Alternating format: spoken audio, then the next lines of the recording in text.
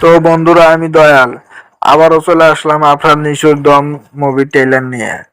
ট্রেলারের শুরুতেই আমরা দেখি ড্রাগ টেনশন ভরা পরিবেশ দেখা যায়।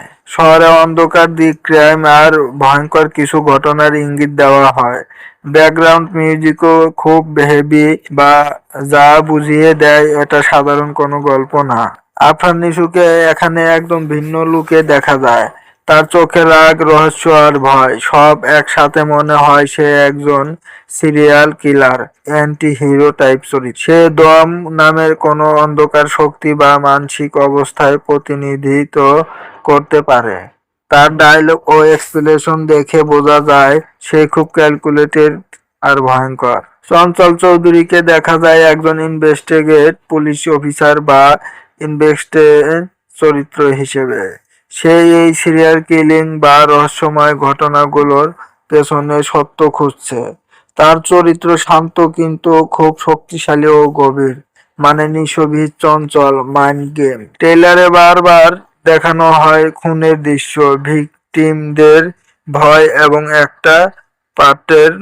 মনে হচ্ছে এটা শুধু খুন না, এর পেছনে বড় কোনো মেসেজ বা ফিলোসফি আছে।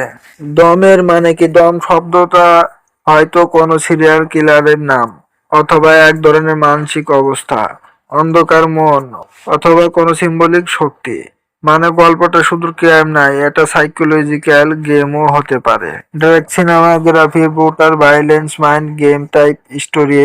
নিশোর ক্যারিয়ারের অন্যতম ডিফারেন্ট লুক, চঞ্চলের সিরিয়াস ইনভেস্টিগেশন ভাইব। এই ছিল পুরো ট্রেলারটার এক্সপ্লেনেশন। তবে দম ট্রেলার দেখে যা মনে হচ্ছে, একটা সাইকোলজিক্যাল থ্রিলার ক্রাইম ড্রামা, যেখানে একজন ভয়ঙ্কর মাইন্ড নিশো, এর জন্য ইনভেস্টিগেটর চঞ্চল, এদের মধ্যে ইনস্ট্যান্ট লড়াই দেখানো হবে। তো এই ছিল বন্ধুরা আজকের এক্সপ্লেনেশন। তো কেমন লাগলো অবশ্যই কমেন্টে জানাবেন, এবং দয়াল ফিল্ম এক্সপ্লেন চ্যানেলে যদি নতুন হয়ে থাকেন অবশ্যই সাবস্ক্রাইব করে পাশে থাকবেন। ধন্যবাদ সবাইকে।